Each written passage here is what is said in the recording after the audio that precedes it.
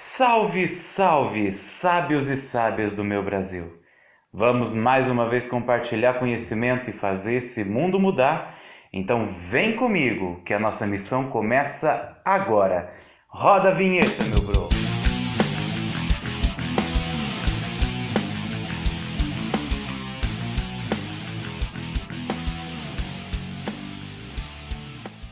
Seminário do Saber de cara nova, como vocês estão percebendo, que a gente já tem algumas prateleiras aqui atrás. Isso porque nós retornamos à nossa casa de formação, estamos de volta aqui no seminário para dar continuidade aos nossos estudos. E, é claro, nós vamos dar continuidade também nos conteúdos aqui do nosso canal.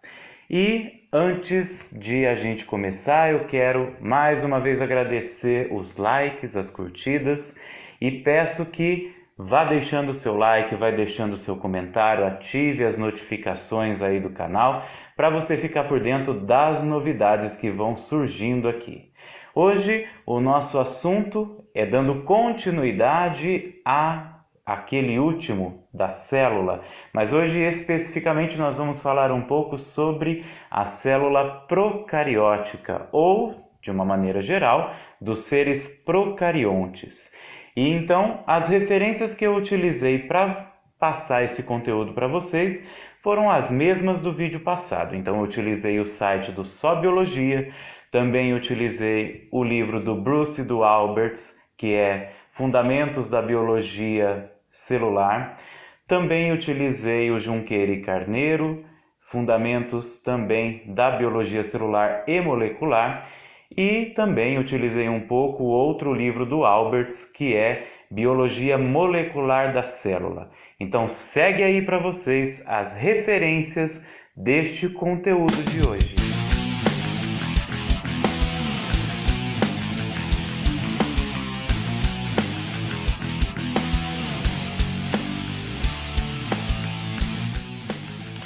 Meus queridos, para começo de conversa, nós vamos entender o seguinte.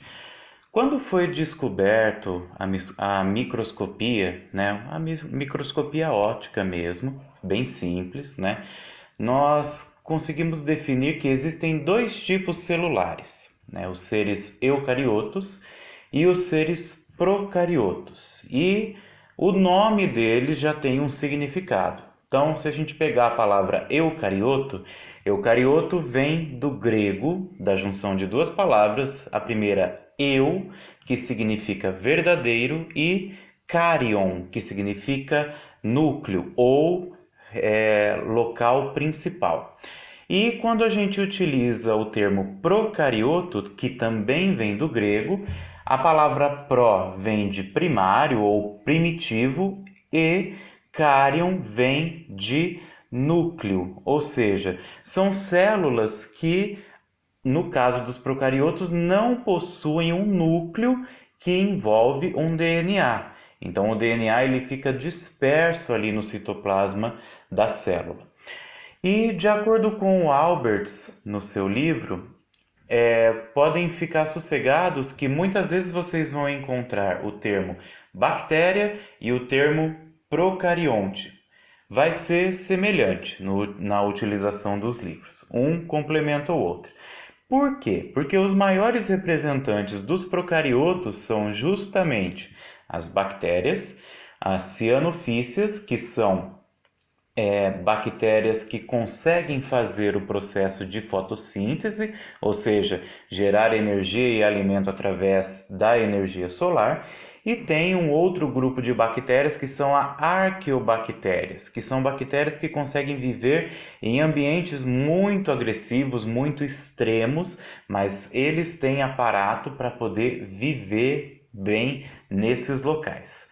E é interessante que o Só Biologia, o Carneiro e também o Alberts, eles vão dar algumas definições e uma definição complementa a outra. Então, preste atenção nas definições destes três tópicos. Olha lá. Então, galerinha, olhando aqui para a foto do livro do Junqueira e Carneiro, nós podemos dizer que, basicamente, a estrutura de uma célula procariótica é a seguinte: ela tem uma parede celular, ela tem vários polirribossomos, ela tem a membrana plasmática, que mantém o conteúdo celular dentro da célula, e nós temos o DNA circular, ou um emaranhado, que se chama nucleóide. Então, olha só como que o site Só Biologia vai dizer para nós sobre a célula procarionte. A sua principal característica é a ausência de carioteca, individualizando o núcleo celular pela ausência de algumas organelas e pelo pequeno tamanho que se acredita que se deve ao fato de não possuírem compartimentos membranosos originados por evaginação ou invaginação. Também possuem DNA na forma de um anel não associado a proteínas. O Alberts vai dizer a mesma coisa desta maneira: as bactérias essencialmente não contêm organelas, nem mesmo um núcleo para conter o seu DNA. Essa propriedade, a presença ou ausência de um núcleo, é utilizada como base para uma classificação simples, mas fundamental para todos os organismos vivos. E o Junqueira e Carneiro vai dizer o seguinte: as células procariontes caracterizam-se pela escassez de membranas. Nelas, geralmente, a única membrana existente é a membrana plasmática. Ao contrário das células eucariontes, as procariontes não contêm membranas que separam os cromossomos do citoplasma. Então, galera, como vocês viram, né, as células procarióticas, como característica principal, elas não possuem um núcleo que envolve o material genético e, além disso, elas são muito pobres em membranas, né? Lembrando que normalmente ela só vai possuir ribossomos, o seu DNA e os RNAs mensageiros que são responsáveis por produzir as proteínas necessárias para esta célula. Além de ter somente uma membrana plasmática e também uma parede celular, que é a camada de proteção desta célula. Mas vamos falar agora então um pouco sobre as formas que esta célula procariótica pode ter. Os procariontes normalmente eles podem ser esféricos, eles podem ter formato também de bastão, ou seja, são os chamados bastonetes, né? E também podem ter a forma espiralada, a forma espiral. Então, eles são muito pequenos. E como eu falei anteriormente, a parede celular é essa camada protetora que impede que esta célula sofra danos do ambiente ou até mesmo cria uma certa resistência ao próprio antibiótico quando ela é tratada, quando se trata de uma infecção, de uma doença em si, né? E lembrando que essa parede celular ela pode ter uma espessura um pouco variada, varia de espécie para espécie, tá? Então, a sua espessura é o que garante uma proteção muito grande ou até mesmo uma proteção menor, mas tudo depende da espécie. Então, como foi falado, dentro do citoplasma desta célula procarionte, nós temos fitas de RNA mensageiro que são responsáveis por juntar-se com os ribossomos, formar o que a gente chama de polirribossomos. E eles ali vão ser responsáveis por produzir todas as proteínas e todos os nutrientes necessários para que essa célula possa se manter em estrutura. Além disso, é claro, ele possui o DNA no formato circular. Então, é sempre um círculozinho que a gente vai encontrar dentro desta célula procarionte. É claro que eles têm um par, então sempre são em dois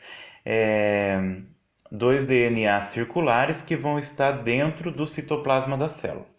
E ali, então, elas vão fazer o processo, na hora da divisão, vão passar um material genético para a célula filha, no formato de divisão. E aí é interessante, falando da divisão celular da célula procariótica, elas têm uma alta capacidade de multiplicação. E olha só o que o Alberts vai dizer para a gente sobre este processo de divisão. Olha lá.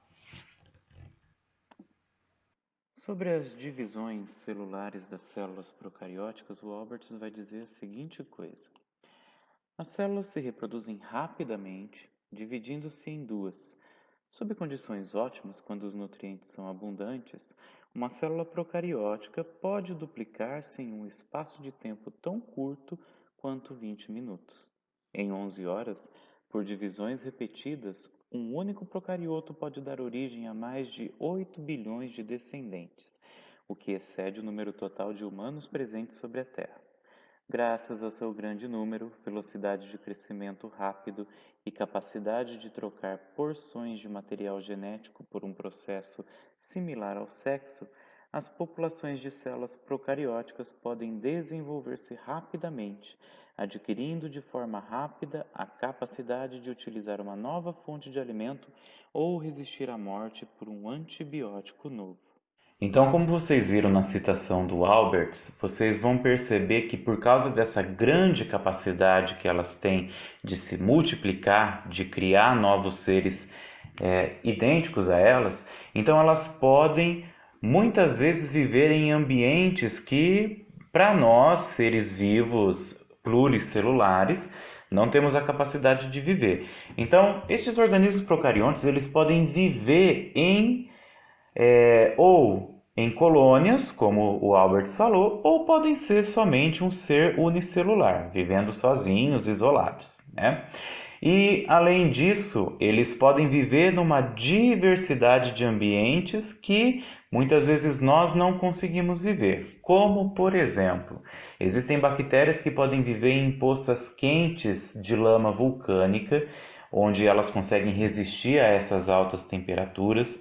Elas podem viver também dentro de outras células vivas e, como características destas células, elas podem ser tanto aeróbias, ou seja, elas utilizam o oxigênio para poder fazer as suas funções, para fazer todo o seu metabolismo, ou elas podem ser anaeróbias, ou seja, elas não utilizam o oxigênio, porque em contato com o oxigênio elas podem morrer e deixar de existir, mas elas podem se utilizar de outros compostos orgânicos, como nitrogênio, sulfato ou até mesmo o próprio carbono. Então, a partir destes outros compostos, ela consegue, então, fazer todo o seu metabolismo e continuar viva.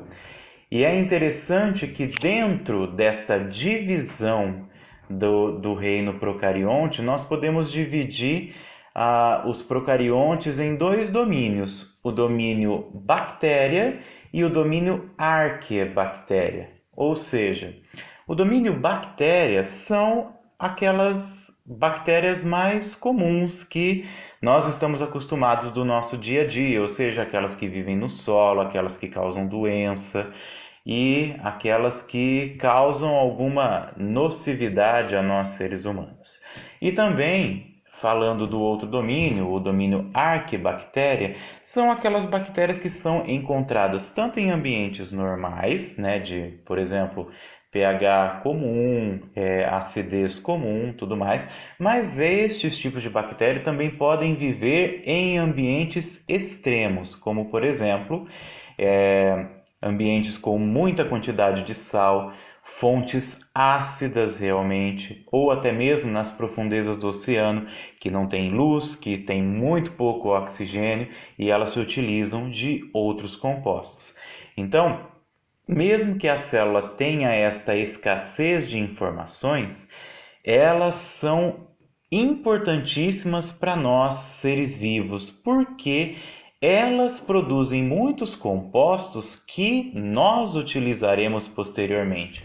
Vamos dar um exemplo, por exemplo, das bactérias que vivem nas raízes das plantas que a gente chama de tubérculos, por exemplo, as batatas, a mandioca ou até mesmo a batata doce, contém bactérias na sua raiz que são responsáveis por absorver o nitrogênio do solo e transformá-lo em nitrato, em nitrito, para que a célula, para que o tubérculo, né, a batata doce, possa utilizar estes nutrientes para o seu desenvolvimento. Então, elas têm um papel fundamental no que a gente chama de economia da vida no planeta Terra.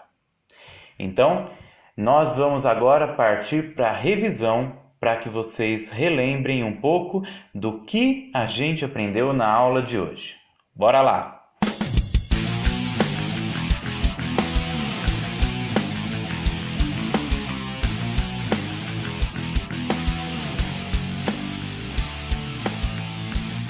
Então é isso aí, gente. Na aula de hoje, então, nós vimos que os seres procariontes são aqueles seres que não possuem um núcleo envolvendo o seu DNA e possuem poucas organelas, sendo elas os ribossomos, a membrana plasmática, a parede celular, que tem a função de proteção, o RNA mensageiro, que junto com o ribossomo vão formar o que a gente chama de poliribossomos, que são responsáveis por produzir toda a questão de metabolismo desta célula, e, é claro, vai apresentar o seu material genético, ou seja, o DNA, na forma circular.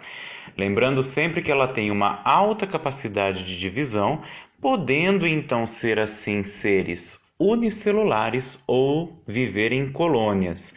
Além disso, ela tem a capacidade de viver em uma grande quantidade de ambientes e são necessárias para a economia da vida, porque são elas que produzem os compostos que nós, outros seres vivos, utilizaremos para o nosso metabolismo.